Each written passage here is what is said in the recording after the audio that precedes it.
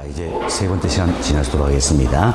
지난 시간에 저희들이 외벽과에서 우위를 설명을 드렸어요. 이 내용을 토대로 해서 부동산 시장에서 나타나는 대표적인 정의 외벽과 부의 외벽과 사례를 통해서 여러 가지 설명을 좀 드리도록 하겠습니다. 자, 먼저 우리가 이걸 잘 해봅시다. 자, 여기에 이것은 주거 지역이 있습니다. 주택 시장이 있다. 좋습니다. 나도 여기에 집을 하나 이렇게 가지고 있다라는 겁니다. 가지고 있는데, 그런데 이 주거적 인근에 생태공원이 조성이 된다는 이야기예요. 하여튼 우리는 시험 볼 때까지 생태공원 이야기할 겁니다. 그래서 세뇌를 시켜드린다는 이야기예요. 네, 이걸 우리 시험에서는 살짝 말을 바꿉니다. 뭐 녹지공원. 하도 이 공원을 많이 이야기하다 보니까 최근 어떻습니까? 쇼핑몰. 이렇게 이제도 표현되는 거예요. 됐습니다. 하여튼 생태공원이 조성이 된다는 이야기예요. 조성이다. 자, 이때 생태공원 조성자는 외벽과를 유발시킨 뭡니까? 주체가 되겠지요. 다음은 주거지역에 집을 가진 나는 뭡니까? 제3자가 되는 것이다. 이렇게 생각하시면 되겠습니다. 그래서 생태공원이 조성되면 이 지역의 쾌적성이 향상이 되겠지요. 쾌적성이 향상이 되니까 주거지로서 유용성이 높아지더라. 그래서 내 집의 가치도 상승을 하게 된다는 겁니다. 그때 벌써 이제 생태공원 조성자 입장에서는 내 집값 올려줄 목적으로 생태공원 조성했을까요? 그건 아니겠지요. 결국 의도했어요? 의도하지 않았어요? 의도하지 않았다는 이야기예요. 그럼에도 불구하고 이익을 주고 있잖아요. 그에 따른 대가를 받아요? 못 받아요? 못 받는다 할 수 있겠죠. 그래서 생태공원 조성자인 주체 입장에서는 비록 의도하지 않았지만 이익을 줌에도 불구하고 그에 따른 대가를 받지 못한다는 겁니다. 반면 제3자인 내 입장에서는 어떤 이익을 얻지만 대가를 지불합니까? 안 합니까? 안 하죠? 여러분, 대가 없는 이익을 얻는다. 이게 이제 부동산이 나타나는 대표적인 정의 외벽과 사례가 된다. 이렇게 보시면 되겠습니다. 그래서 이제 생태공원이 조성이 되면 이 지역의 쾌적성이 향상될 때는 주거에서 유용성이 높아지더라. 그래서 이 주거적 주택시장에서 뭐 다른 조건이 있자더라도 주택의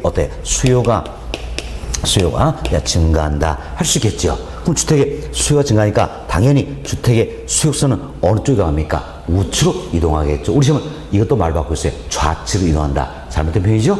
잘못된 표현이에요. 네, 자, 수요성은 우측으로 이동을 하게 된다. 자, 이러면서 당초 균형에서는 어떻게 발생하니까 수요만 증가했다는 이야기예요. 그럼 시장은 뭐가 왔습니까? 수요. 그럼 초과 수요 되겠죠? 초과 수요니까 이래서 자, 균형 가격은 상승. 수요만 증가했으니까 거래량은 증가하는 결과를 가져온다. 결국 자, 주택 가치가 상승을 하게 된다. 이렇게 보시면 되겠습니다. 다음 이처럼 이제 정의 외벽과 나타났을 때 이제 사회적 편익이라는 게 있어요. 편익이 있고 다음은 사적 편익이라는 게 있다. 이걸 비교를 해보자. 이때 편익은 이익이다. 이렇게 생각하시면 되겠습니다. 다음 사회적 비용과 사적 비용의 크기를 비교를 해보자라는 이야기인데 여러분이 이정하세요. 사회적이다. 이 표현 자체는 바로 이 지역을 이야기하는 거, 지역 전체를 의미하는 거예요. 의미한다 생각하시고 다음은 사적이다. 이 표현은 누구 입장이라 했어요? 주체 입장이라고 했습니다. 왜? 제3자인 나는 지금 이 지역에 들어있는 거잖아요. 그렇죠? 그 때문에 여기 있는 사적이다. 이 표현 자체는 외벽권을 유발시킨 주체의 입장이다. 이렇게 보시면 되겠어요. 그럼 자, 사회적 편익이라서는 생태공원이 조성되면서 이적 전체가 얻는 이익이 되겠고, 사적 편익이라서는 생태공원이 조성되면서 생태공원 조성자가 얻는 이익을 말한다는 이야기예요. 보세요. 생태공원이 조성되면서 이 지역 전체가 얻는 이익일까요? 생태공원 조성자가 얻는 이익일까요? 지역 전체, 결국 사회적 편익이 더 크다라는 거지요. 다음, 자, 사회적 비용이 있고 사적 비용이 있죠? 마찬가지예요. 사회적 비용은 생태공원이 조성됨에 따라서 이적 전체가 지불하는 비용이에요. 그래서 사적 비용은 생태공원 조성자가 지불하는 비용이다. 그럼 어디가 될까요? 생태공원 조성자 지불하는 비용이 더 크겠죠? 사적 비용이 더 크다라는 겁니다. 그럼 자, 보세요. 이제 여러분이 이렇게 생각하시면 되겠지만 또 잘 생각나면 예를 생각해보세요. 이제 자, 정의 외벽과다. 그럼 제3자의 내 입장에서는 외적인 요인에서 긍정적인 영향을 받는다 할 수 있겠죠. 그럼 내가 속해 있는 지역이 얻는 이익이 더 많다는 이야기예요. 그럼 긍정적인 영향을 할 수 있겠지요. 또 이 지역에서 지불한 비용이, 내가 속해 있는 지역에서 지불한 비용이 적다면 어떻습니까? 긍정적이다 할 수 있겠죠. 이게 정의 외부 효과다. 이렇게 생각하시면 되겠습니다. 자, 다음 자, 외부 효과를 이루신 주체 입장에 봅시다. 생태원 조성대표에서는 비록 의도하지 않았지만 이익을 줌에도 불구하고 그에 따른 대가를 받지 못한다는 이야기예요. 또한 상대적으로 많은 비용을 지불하고 얻는 이익은 적더라라는 겁니다. 따라서 사적 시장에 생산을 맡겨놓으면 생산하려고 할까 안 할까요? 안 하겠죠? 그래서 사회적 편보다 적게 생산된다. 그래서 과소 생산이 이루어진다는 이야기예요. 과소 생산이 이루어진다. 그럼 이 자체는 자원 효율적으로 어렵게 하는 거죠. 시장에 실패 현상을 초래해야 되겠고, 이걸 수정하기 위해서 정부가 개입을 하게 되는 것이라는 겁니다. 그럼 사적 시장은 맡겨놓으면 사회적 필요보다 적게 생산이 되기 때문에 정부는 개입을 해서 사회적으로 필요한 양만큼 생산으로 유도한다는 이야기예요. 그때는 정부가 생산을 규제해야 됩니까? 적극 장려해야 됩니까? 장려해야 되겠지요. 생산을 적극 장려한다. 이걸 우리가 조장한다. 해서 조장 정책을 시행한다. 이렇게 보시면 되겠어요. 그래서 생태원 조성자에게 보조금을 지원해 줄 수가 있다는 이야기예요. 또는 비과세 세상 혜택을 부여할 수 있다 등의 방법을 통해서 생산을 적극 장려한다는 이야기예요. 적극 장려하면 이로 인해서 생태원의 조성은 늘어나겠지요. 그래서 정의 외부 효과를 야기신 재화의 공급은 증가한다. 이렇게 보시면 되겠습니다. 결국 정의 외부 효과다. 이는 사적 시에만 생산을 맡기면 사회적 평보다 적게 생산이 된다는 이야기예요. 그렇지만 정부가 생산을 적극 장려한다는 이야기예요. 정부가 개입하면 결국 공급이 증가해서 정부로 사회적으로 필요한 양만큼 생산될 수 있도록 유도를 한다. 이렇게 생각하시면 되겠습니다. 됐습니다. 이렇게 해주고 다음은 이 같은 정의 외부 효과를 유발시키는 시설물들이 내 지역 가까이 들어온 걸 좋아할까요? 싫어할까요? 좋아하겠죠. 적극 유치하려고 안간힘을 쓰는 현상이 있다는 이야기예요. 이걸 가려서 우리가 뭡니까? 핀피 현상이다. 이렇게 이야기하는 겁니다. 자, 이건 영어 첫 글자 나눈 거예요. Please in my front yard. 여기에 첫 글자예요. 크게 신경 쓸 필요 없고, 이제 여러분이 P 이것만 써요. P가 뭡니까? Please. 제발 좀 돌아달라는 이야기. 뭐 때문에? 땅값, 집값 올라간다라는 이야기지요. 뭐 때문입니까? 외적인 요소에서 긍정적인 영향을 받기 때문이다. 그래서 핀피 현상은 뭐가 관련된다? 정의 외벽과 관련된다. 이렇게 연결만 시키시면 되겠습니다. 됐습니다. 다음 또 이제 우리가 이런 사례를 들어봅시다. 자, 여기가 역시 주거지역이에요. 주거지역이다. 그래서 나도 여기에 주택을 하나 가지고 있다는 이야기예요. 가졌는데 이 주거지역 근처에 대규모의 시멘트 공장이 들어섭니다. 그럼 시멘트 공장이 들어서면서 시멘트를 생산하는 과정에서 환경 오염물질 배출하고 있다는 이야기예요. 환경 오염물질 배출하고 있다. 이때는 규제가 없더라는 이야기예요. 자, 이로 그래서 이 지역의 쾌적성은 좋아질까요? 안 좋아질까요? 안 좋아진다. 그럼 쾌적성이 안 좋아지니까 당연히 주거지역의 유용성이 떨어지겠지요. 따라서 주택 가치도 하락을 하게 된다는 겁니다. 그때 시멘트 공장은 뭡니까? 외부 효과를 유발시키는 주체가 되겠지요. 다음 주거지역의 주택시장에 집을 가진 나는 뭡니까? 제3자가 되겠다는 겁니다. 그때 벌써 이제 시멘트 공장 입장에서는 내 집값 떨어뜨릴 목적으로 시멘트를 생산할까요? 그건 아니겠지요. 결국 의도하지는 않았어요.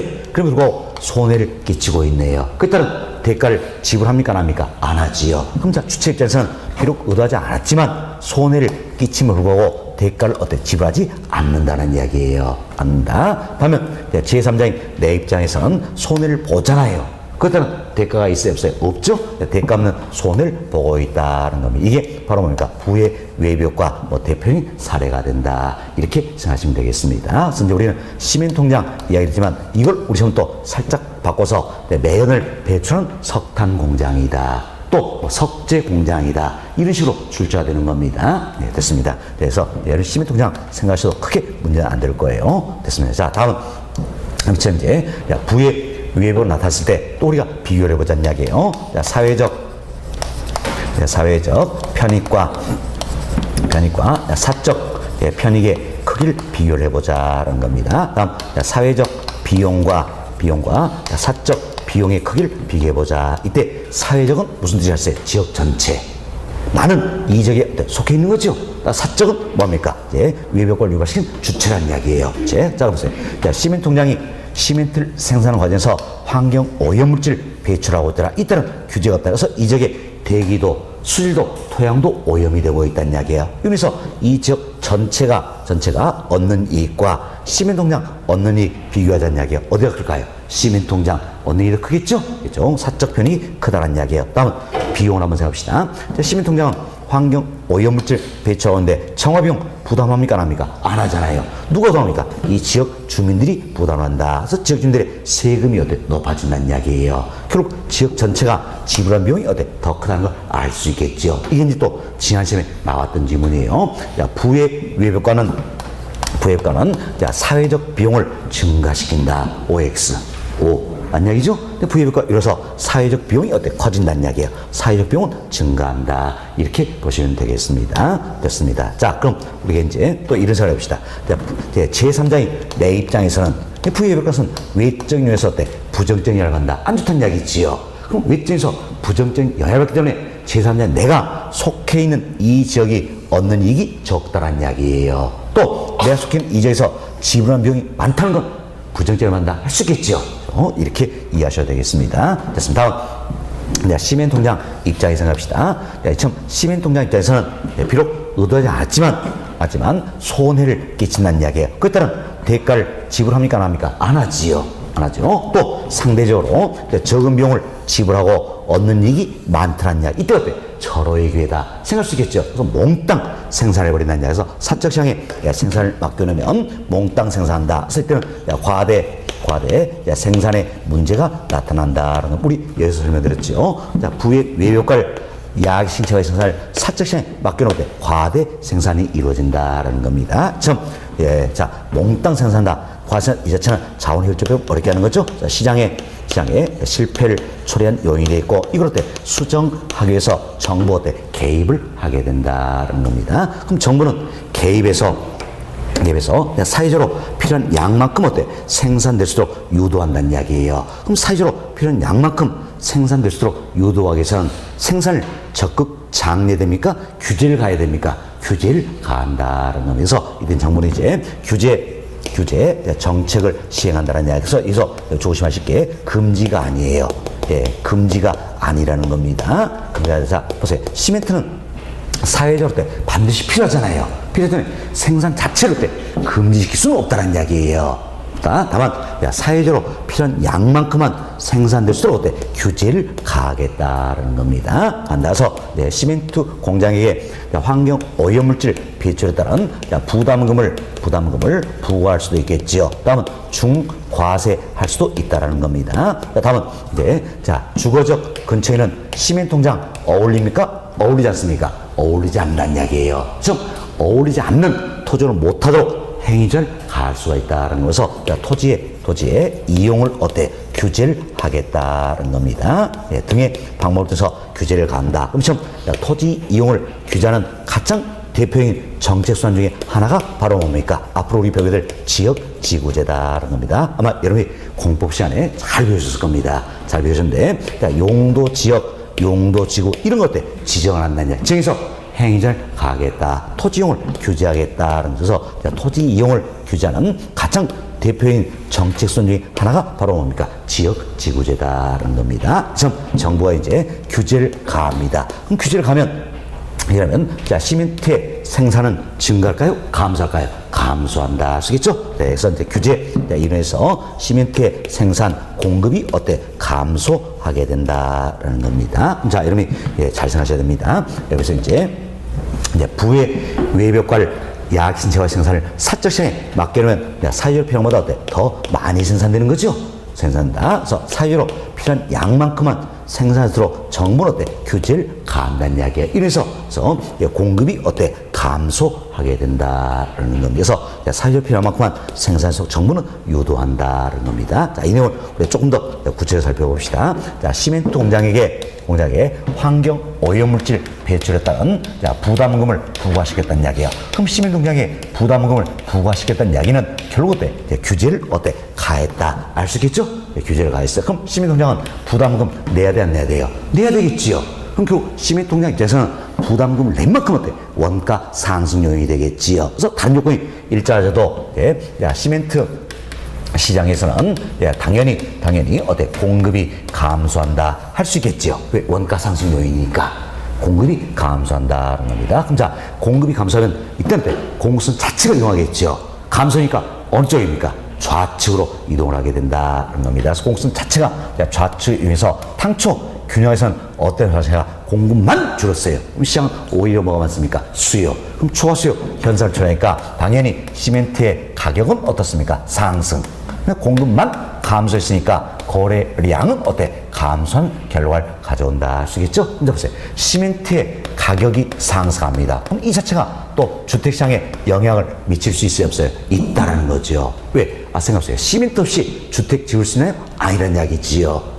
시멘트는 주택 생산에서 반드시 필요하다는 이야기예요. 그래서 이 자체가 주택 시장에 영향을 미치게 된다는 겁니다. 그럼 주택 시장에서도 다른 조건 일정하지 않을 때도 시멘트 가격이 상승하니까 주택이 어떻습니까? 생산 원가가 늘어나겠죠. 원가 부담이 늘어난다는 이야기예요. 그래서 주택시장에서도 단지일자도 주택의 공급은 어떻습니까? 감소하게 된다. 역시 공급선 자체가 어느 쪽으로? 좌측으로 이동하게 된다는 이야기예요. 자, 공급만 감소했으니까 뭐가 맞습니까? 수요, 초과 수요 현상 초래하겠죠. 자, 이래서 주택의 가격은 어때? 상승. 그리고 공급만 감소했으니까 거래량은 어때? 감소하는 결과를 가져온다. 이렇게 보시면 되겠어요. 그래서 여러분이 이 내용에서 두 가지를 잘 이해하셔야 되는 겁니다. 자, 지금 부담금을 부과시켰어요. 정부가 부의 외효과에 대한 규제를 가하니까, 그러니까 부의 외효과를 야기신 재화의 생산, 즉 공급은 어떻습니까? 감소한다는 거. 자, 참 규제를 가하니까 이로 인해서 주택시장에서 주택의 어떻습니까? 가치는 상승한다는 거.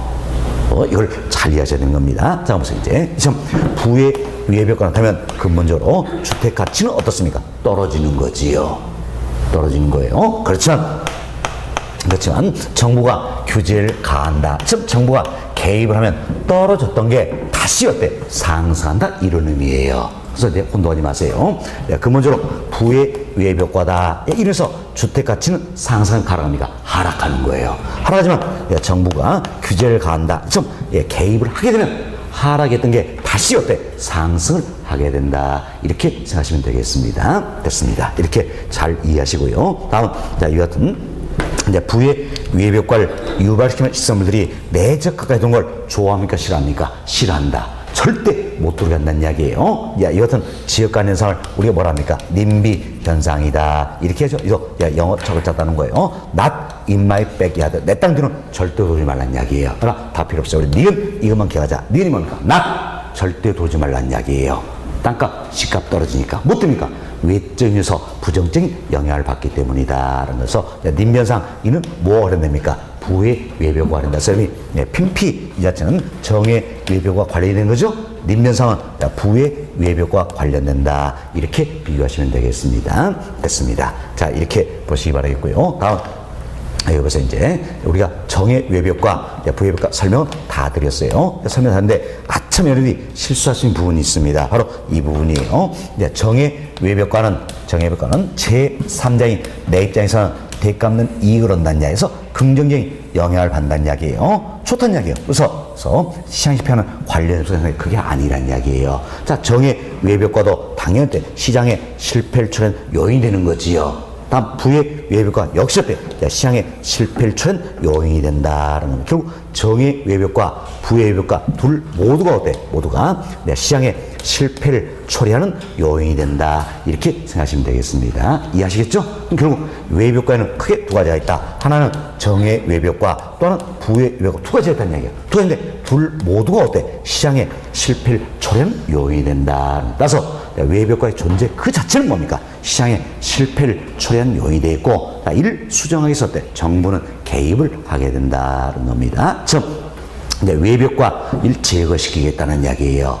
제거시키다. 결국, 자, 외벽과 자체 뭡니까? 시장 11 출현 요인이지요. 이걸 제거한다는 이야기는 시장 11을 어때? 수정하겠다 할 수 있겠지요. 그래서 외벽과 이걸 제거시키겠다. 이런 결국 뭡니까? 시장의 실패 현상을 수정하겠다. 이런 의미 때문에 당연히 경제적 기능을 어때? 수행하는 사례가 된다. 이렇게 생각하시면 되겠습니다. 이렇게 정리를 좀 해보시고, 다음은 여기 보세요. 이제 우선 사회적 편익과 사적 편익을 비교해보자는 이야기예요. 자, 사회적 편익이 더 크네요. 다음, 자, 여기 보니까 어때? 사적 편익이 더 크죠? 그죠? 다음은 사회적 비용과 사적 비용을 비교해보자는 이야기예요. 사적 비용이 더 크네요. 여기 보니까 사회적 비용이 어때? 더 크다는 걸 알 수 있겠지요. 만약에 사회적 편익과 사적 편익이 같다는 겁니다.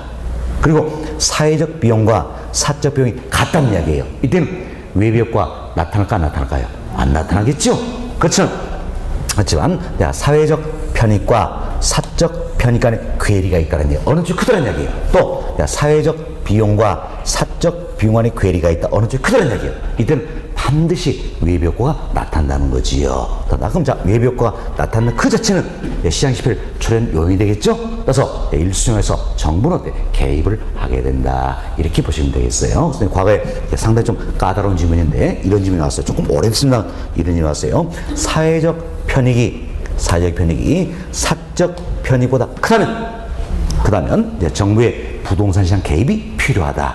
이런 질문이 나왔다는 이야기예요. 자, 보세요. 사회적 편익이 사적 편익보다 어느 쪽 크다면 괴리가 있잖아요. 그렇죠? 그럼 당연히 외벽과가 나타난다 할 수 있겠죠. 특히 사회적 편익 큰 경우는 뭡니까? 정의 외벽과다 할 수 있잖아요. 좀 외벽과가 나타난다는 이야기예요. 이 자체는 시장 11 출현하기 때문에 이걸 수정해서 정부는 개입할 필요가 있어요, 없어요? 있다라는 거 이렇게 이해하셔야 되는 겁니다. 이게 상당히 까다로운 내용이에요. 여튼 사회적 편익과 사적 편익 간의 괴리가 있거나 사회적 비용과 사적 비용 간의 괴리가 있으면 무조건 외벽과 나타난다.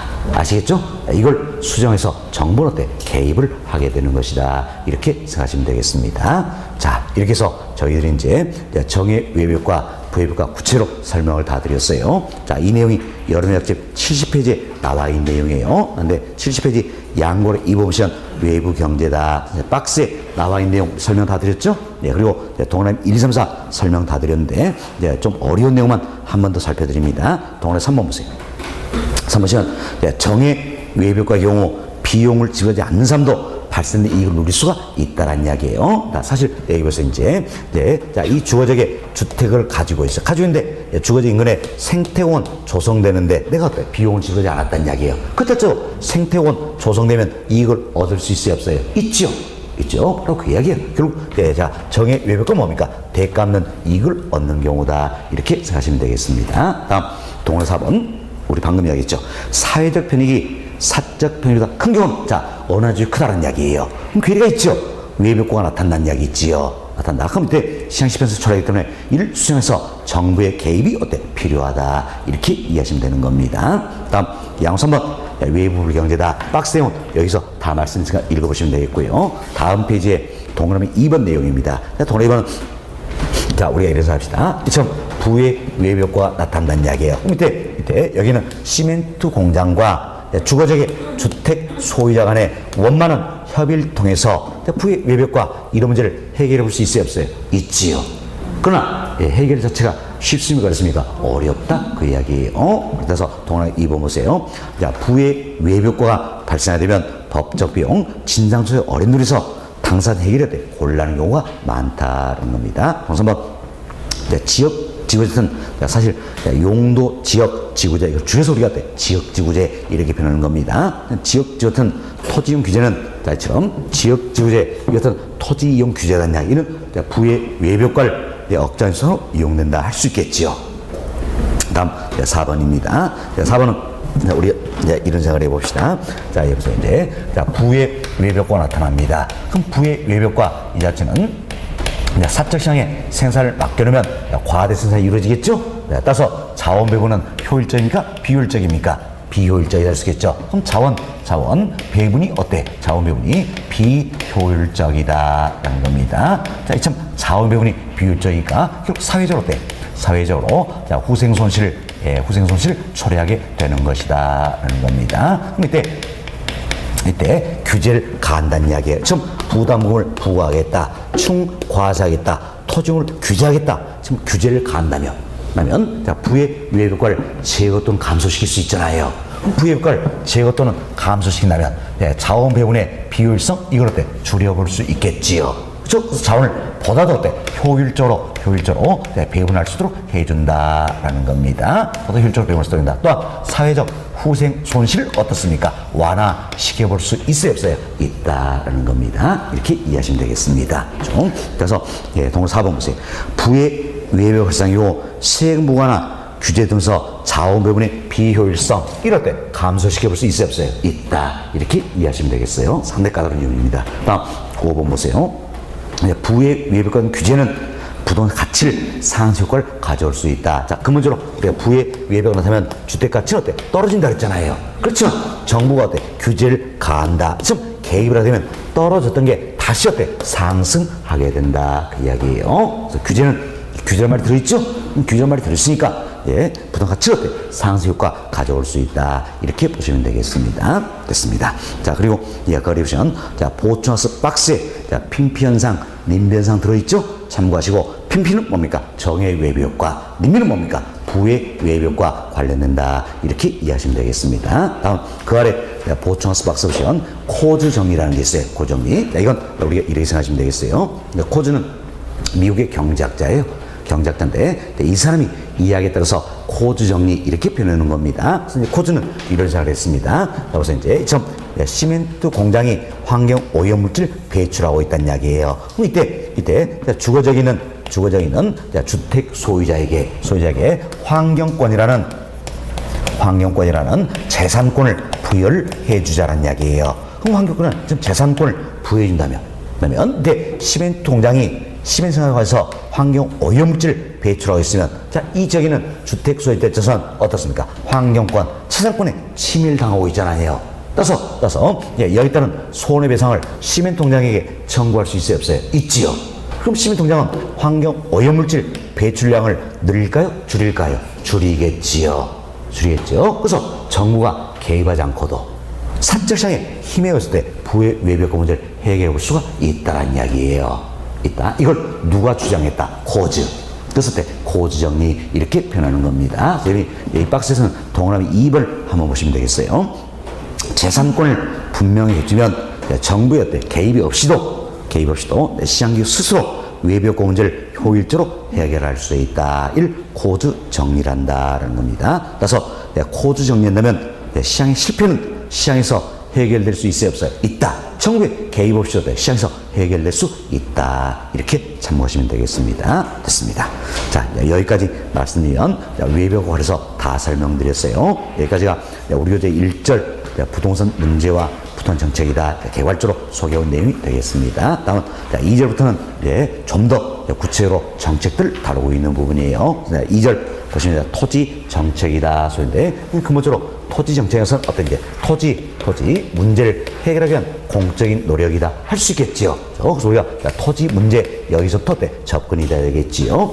토지 문제도 여러 가지가 있습니다. 근데 우리 학점에 제가 4가지를 넣어드렸습니다. 먼저 물리적 토지 문제라는 게 있어요. 이는 토지의 절대량이 부족하다는 거죠. 뭐 때문입니까? 부증성이란 특성에서 물리적으로 절대량을 늘릴 수 있어요, 없어요? 없죠. 토지의 절대량이 부족하다. 여기서 비롯된 문제를 우리가 물리적 토지 문제 이렇게 이야기하는 겁니다. 다음은 경제적 토지 문제라는 게 있어요. 자, 우리 이 생각합시다. 토지는 부증성 특성에서 물리적으로 양을 늘릴 수 있다. 한정된 자원이에요. 그 한정된 자원인데 일시적으로 수요가 증가한다는 이야기예요. 그럼 수요가 증가하면 어떻습니까? 지가가 상승하겠죠? 이때 투기 세력까지 가산하면 지가는 더 큰 폭으로 이렇게 상승하게 된다는 이야기예요. 그죠? 따라서 지가가 함정인 수준보다 훨씬 더 높게 형성이 되어 있다는 이야기예요. 이 같은 지가의 상태를 뭐라 합니까? 지가고 이렇게 표현한다. 고자는 높을 고자예요. 높을 고자. 지가가 함정보다 훨씬 더 높게 형성되어 있다. 이래서 우리가 지가고 이렇게 표현한다는 이야기. 그럼 이 지가고 이래서 여러 가지 폐단들이 나타날 수 있어요, 없어요? 있죠.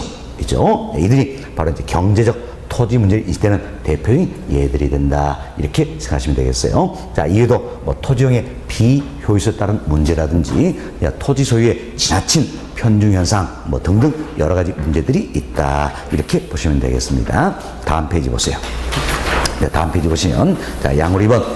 예, 자, 우리 조금 전에 이야기 드렸죠? 예, 직가고 말씀드렸는데 직가고는 뭡니까? 예, 합력인 수준보다도 훨씬 더 높게 형성되는 직가의 상태를 어때? 직가고 이렇게 이야기한다 했습니다. 자, 이는 여러 가지 폐단들을 불러일으킨다라는 거예요. 먼저 동안의 1번 보세요. 자, 택지 취득이 필요한 수요자가 택지를 어때? 취득하는 게 어려워진다는 것 하나의 폐단이 되겠죠. 다음, 공공 취득을 위한 보상가격이 높아지겠죠. 그래서 공공기관의 공공효과가 어렵다는 이야기예요. 이도 하나의 폐단이 되겠습니다. 다음, 3번 내용인데 3번 내용 자, 우리 이런 자리에 봅시다. 자, 이것은 토지를 취득해서 자, 여기에 건물 하나 이렇게 신축을 해보겠다는 이야기예요. 그래서 당초에 자, 토지 취득비용 자, 100억 네, 건물 신축 비용 200억 이렇게 해서 예, 총 공사비를 300억으로 책정을 했다는 이야기예요. 그런데 직가고 이론에서 워낙 땅값이 비싸니까 토지 취득하는데 어떻습니까? 130억이 들었다는 이야기예요.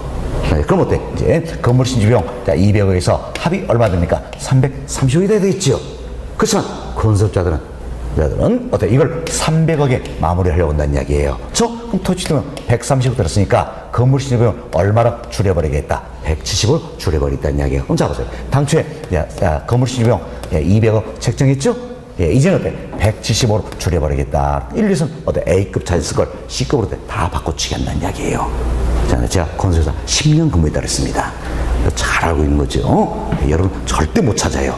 궁금하시면 여쭤보세요. 예, 하여튼 좋습니다. 그럼 이래서 건물의 질적 수준이 저하될 수 있어요, 없어요? 있죠. 이도 뭐 됩니까? 직가고 이로 인해 하나의 폐단이 될 수 있다. 이게 이제 동네 3번 내용이에요. 이제 택지 구입에 많은 비용이 소요되어 생산비 증감으로 건축의 질적 수준이 어때? 저하될 수도 있다라는 겁니다. 4번 직가고 여기서 주택 가격의 상승 요인이 될 수 있겠죠. 그래서 내 집 마련에 어려움이 가중되고 주택난 더욱 악화되는 주택의 양적물 해결에 어때? 악영향을 미칠 수 있다는 겁니다. 다음 5번입니다. 자, 직가고 이래서 토지용은 집약화되는 겁니까? 초방화되는 겁니까? 집약화되겠지요. 그래서 집약적으로 토지용이 이루어진다. 이 자체가 근본적으로 나쁜 건 아니에요. 그렇지만 직가고 이래서 지나친 집약적 토지용이라면 건물이 고층화 입찰되겠죠? 여기서 토지 과밀 이용의 원인이다. 이는 어때요? 하나의 배단이 될 수 있다. 이렇게 보시면 되겠습니다. 자, 다음 동네 6번 내용입니다. 동네 6번은 직주 분리다라는 현상이 있어요. 직주 분리. 자, 직주 분리라서는 말 그대로 직장과 주는 뭡니까? 주거지예요. 직장과 주거지가 어때? 분리되는 현상이다라는 겁니다. 이걸 우리 지난주 배웠던 주거 분리와 혼동하시면 안 되는 겁니다. 자, 주거 분리는 주거지가 어때? 분리 현상이죠. 어떻게? 소득 계층 안에. 그래서 고소득 계층, 저소득 계층, 소득 계층 안에 주거지가 분리 현상을 뭐랍니까? 주거 분리. 그리고 직주 분리는 직장과 주거지가 어때? 분리되는 현상이다라는 겁니다. 그래서 이제 도심에 직장을 두고 있는 근로자가 주거지를 때 외곽에 두려는 현상이다라는 겁니다. 이게 뭡니까? 직장과 주거지가 분리된다. 직주분리다. 이렇게 보시면 됐어. 그래서 참 직주분리가 근본적으로 나쁜 건 아니에요. 나쁜 건 아닌데 이제 도심에 직장을 두고 있는 근로자가 도심에 내 집 마련하면 좋겠죠. 워낙 땅값이 비싸다 보니까. 그러니까 도심에 내 집 마련이 어렵다는 이야기예요. 그래서 주거지를 외곽에 두고자 한다는 겁니다. 그래서 이제 직주분리 이 자체가 과도하게 나타나면 상당히 문제가 된다는 이야기예요. 그럼 과도하면 통거리가 지나치게 길어지겠죠. 사회적으로 문제가 될 수 있다는 겁니다. 다음 도시 스프로 현상 뭐 등등 비효율적인 토지용을 또 촉진시키는 결과를 가져온다. 이들이 모두가 직가고려는 배단들이다 생각하시고 여기서는 딱 하나만 조심하시면 되는 겁니다. 자, 직가고 이래서 토지용은 집약화되는 겁니까? 초방화되는 겁니까? 집약화된다. 이거 하나만 조심하셔야 되는 건 말 바꿀 건 이것밖에 없어요. 직가고 이래서 토지용 어때? 집약화된다는 거. 이거 하나만 조심하면 되겠습니다. 자, 이 정도 말씀을 드리고 다음 2번 챕터로 넘어갑니다. 자, 2번 챕터는 토지정책의 의의다 소리인데 양은 많지 않네요. 양은 많지 않은데 별표는 어때? 어마어마하죠? 예, 그만큼 출토도 자주 되는 부분이다라는 겁니다. 자, 양으로 1번에 동그라미 밀어봅시다. 이미 우리 말씀드렸죠. 시험 토지 문제를 해결하기 위한 공적인 노력이 뭐가 되는 겁니까? 토지 정책이다 할 수 있겠죠. 그럼 토지 정책도 여러 가지 목표가 있겠죠. 그럼 정책 목표는 뭡니까? 바로 토지 문제를 해결하자. 여기 있겠죠. 그래서 정책 목표 여러 있지만 우리가 딱 두 가지로 축약을 해볼 수가 있다라는 겁니다. 두 가지로 축약을 할 수 있는데 먼저 자, 토지 이용은 어떻게 하자?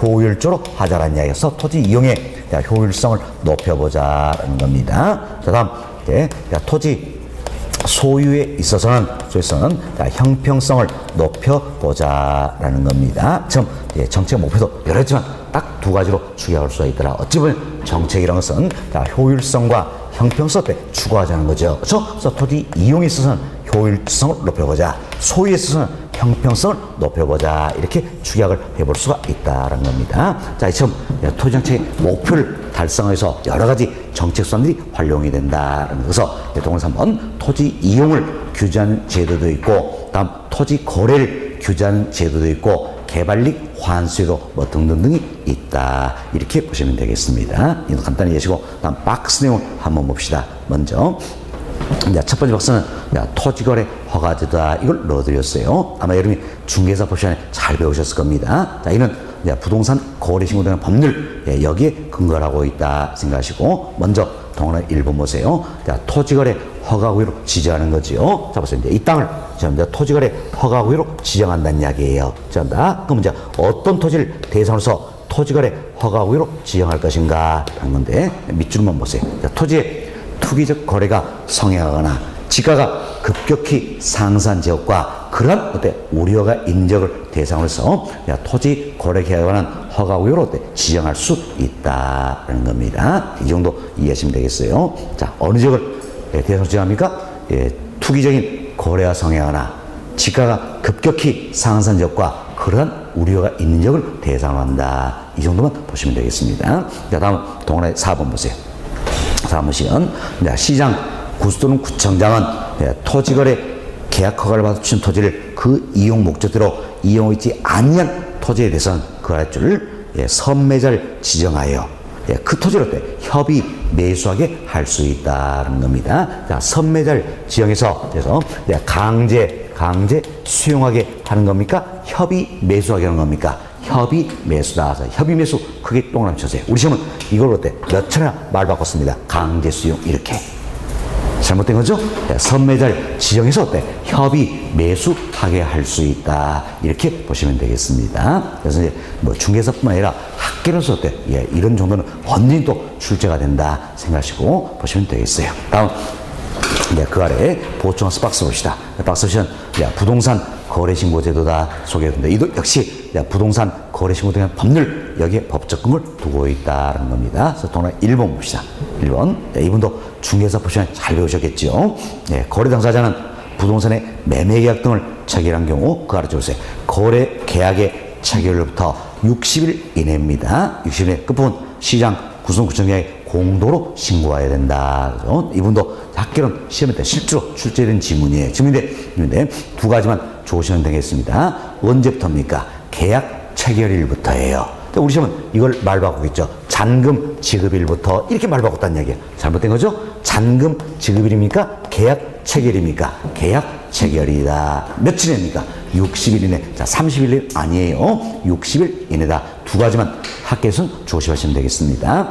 계약 체결일부터 계약 체결부터 잔금 지급일 아니라 그랬죠? 계약 체결일부터 며칠 이내? 60일 이내다. 이렇게 보시면 되겠습니다. 됐습니다. 자, 이렇게 이해하시면 되겠고요. 자, 다음 페이지 넘어갑니다. 자, 다음 페이지 보시면 양으로 2번 토지시장의 개입 방법이다 소개되고 있죠. 자, 우리 조금 전에 정부가 즉 공적체가 부동산 시장에 개입하는 방법들이 있다. 이걸 구체적으로 설명을 드렸습니다. 구체적으로 설명드리면서 또 이제 세 가지로 나눠볼 수가 있다 그랬죠. 자, 토지 이용을 규제하는 방법, 직접 개입 방법, 간접 개입 방법 구분할 수 있다 그랬잖아요. 물론 학자에 따라서는 직접계, 간접계 두 가지만 구분하기도 한다는 겁니다. 이제 우리는 토지시장이니까 세 가지 구분해서 한 번 더 살펴보자는 이야기예요. 먼저 토지 이용을 규제하는 방법이다. 말 그대로 보세요. 토지의 이용을 어때? 규제하는 것이다. 할 수 있겠죠? 그래서 동안 1번 보세요.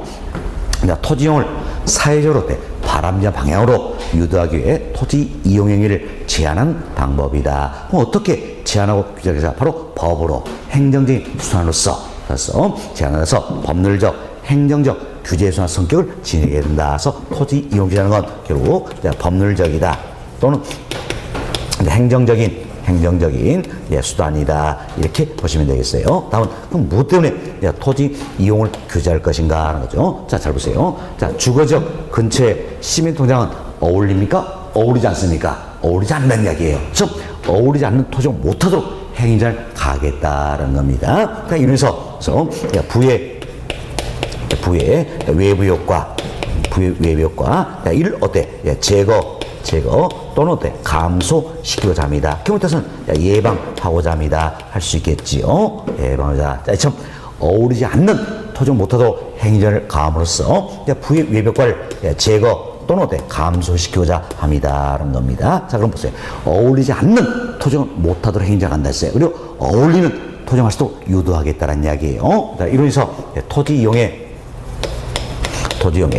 효율성을 어때? 높이기 위함이다. 이렇게 보시면 되겠습니다. 그리고 우리가 여기서 말씀드렸죠. 토지 이용을 규제하겠다. 대표인 정치적인 지역지구제죠. 일정했을 때 부의 외부 효과를 제거 또는 감소시킬 수 있다. 이렇게 보시면 되겠습니다. 됐습니다. 여하튼 토지 이용 규제하는 목적 어떻게 되는 겁니까? 바로 부의 외부 효과를 제거 또는 감소시키고자 합니다. 그래서 토지 이용의 효율성을 높이고자 합니다라는 겁니다. 그럼 이것은 토지 이용 규제의 가장 대표인 정치적인 바로 뭡니까? 지역지구제다. 쓰겠죠? 용도지구 이런 걸 지정해서 토지용의 규제를 가하겠다는 겁니다. 이래도 뭐 건축 규제라든지 각종 인허가 일 통해서 토지용을 규제할 수 있다. 결국 법으로 행정수사로 규제한다. 쓰겠죠? 그리고 참고 삼아서 저희들이 개발권 양도 제도다. 이걸 설명을 드렸어요. 개발권 양도제 또는 개발권 이전 제도다라는 겁니다. 자, 이거 설명됐죠? 자, 이 개발권 양도 제도는 자, 이제 미국에서 당초 뭡니까? 역사적 유물 보존을 목적으로 도입되어 시행되었어요.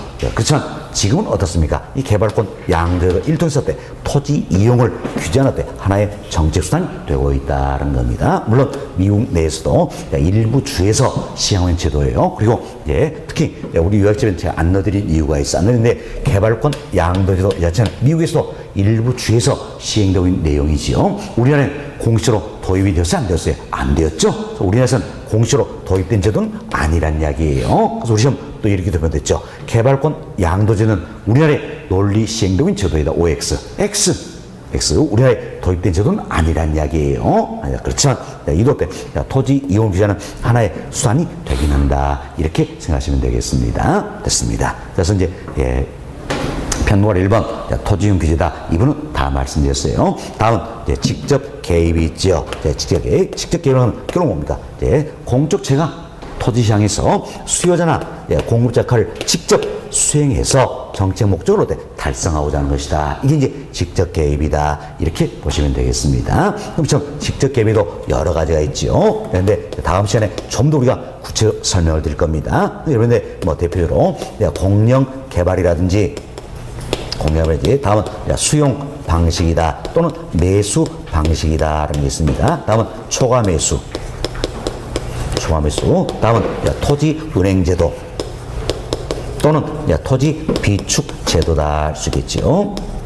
제도 뭐 이외에도 토지 구획전 사업 등등이 직접 개입의 대표인 예가 되는 것이다. 이렇게 보시면 되겠어요. 구체적인 내용은 다음 시간에 설명 다시 드릴 겁니다. 다음은 간접 개입이라는 게 있습니다. 간접 개입은 마찬가지요. 조세, 금융, 보조금, 부담금 일통해서 시장에 개입할 수가 있다는 이야기예요. 이게 뭡니까? 간접 개입이다. 이렇게 생각하시면 되겠습니다. 그래서 취득세나 종합부동산세 등 뭐 토지 관련 조세다. 조세니까 어디 합니까? 간접 개입이다. 할 수 있겠죠.